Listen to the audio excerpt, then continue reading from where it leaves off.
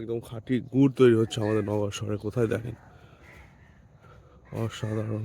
জাল হচ্ছে রস, আমার রস জাল হচ্ছে নাকি এখন? ও, কতক্ষণ লাগবে জাল হতে এটা, তারপরে গুড় হবে? 2-2.5 ঘন্টা। 2-2.5 ঘন্টা। গুড় জাল হচ্ছে, রস জাল হচ্ছে, গুড় না, সরি। শীতের সময় এরকম আসলে অনেক সুন্দর লাগে দেখতে। রস, খেজুরের রস না এটা? এটা আমাদের নওগাঁ শহরের গাজা সমবায় অফিসের পাশে, এদিকে সমবায় অফিসের পাশে। এইটা কি হচ্ছে মামা? ওটা ভাত। ভাত? এইটা কি হবে? ভাত হবে, ভাত। ও, ভাত ভাত। ভাত রান্না হচ্ছে ওখানে। আর এটাতে গুড় এটাতে দিয়ে। একটাতেই হয় নাকি? এখন আপাতত কখন দুইটা হয় তাই বলতেছি। এই দইটা হবে আরো কিছুদিন গেলে।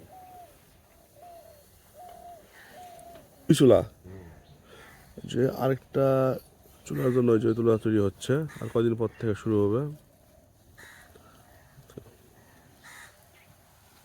দুই চুলায় হয়, আজকে এক চুলায় আপাতত চাপ কম। এই যে আরেকটা চুলা হচ্ছে, রস জাল হচ্ছে। মিনিমাম 2 ঘন্টা খানিক লাগবে গুড় তৈরি হতে। আপনাদের দেখাবো। সকাল খেজুরের রস থেকে গুড় তৈরি হয়ে গেল। দেখেন কত সুন্দর গুড়ের প্রসেস চলতেছে, খুব ভালো লাগতেছে। একদম খাঁটি গুড় তৈরি করা দেখতেছি, চমৎকার লাগতো, চমৎকার।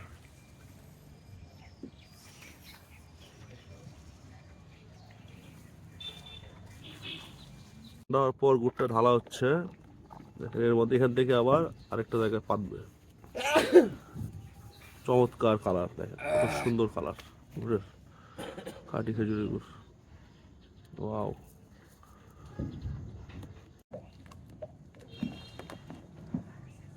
ঠান্ডা এখনো হয়নি নাকি? পুরা ঠান্ডার পর তাও ঢালবেন। গুড় ঠান্ডা করা হচ্ছে, দেখেন চমৎকার লাগছে। গুড়ের গন্ধটা সেই। গুড় ঢালা হচ্ছে এখন, কত সুন্দর দেখেন। ওয়াও, এই প্রসেসে ঢালা হচ্ছে পাটা।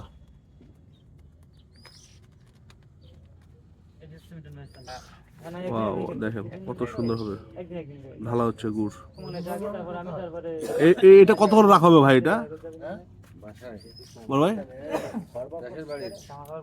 কতক্ষণ? 20 থেকে 25 মিনিট। 25 মিনিট। 20 থেকে 25 মিনিট পর